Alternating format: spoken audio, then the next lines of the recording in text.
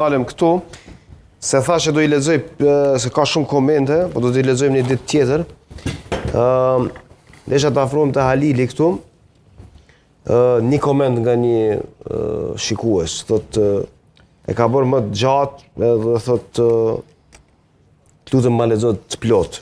Kështu që për regjin do dua 1 minutë eventualisht. Thot përshëndetje kushtrim, thot ty personalisht dua të them bindje të plot.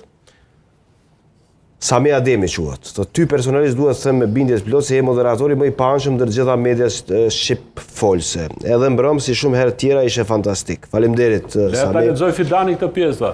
Prit t'ja lexoj gjithë se Fidani ka vendosur mos më bëj emision moti.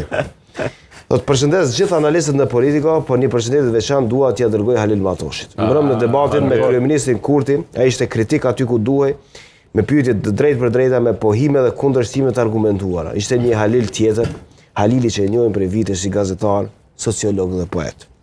Pyetjet e tij ishin me vend, formuluara me kulturë dhe profesionalizëm. Po ashtu moment emocionues ishte edhe kujtimi i shkurtër i periudhës së vështirë që ai dhe Kurti kishin kaluar në burgjet famkeqe serbe. Halil mos ja bëj rrafsh askujt, por mbrëm ishte vërtet super Halili. Vazhdo me kritikat që ti bësh aq mirë, por mos e vendos kur veten në pozicionin e thot të zhurmagjiut apo njeriu të zemruar, sepse shpesh herë debatet humbin kuptimin. Mbrëm ishe fantastik, të dëshiroj shëndet, respekt, Sami Ademi. Faleminderit shumë.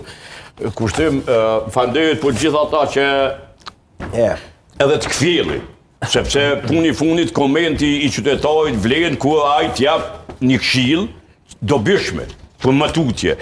Po ku të bën presion, me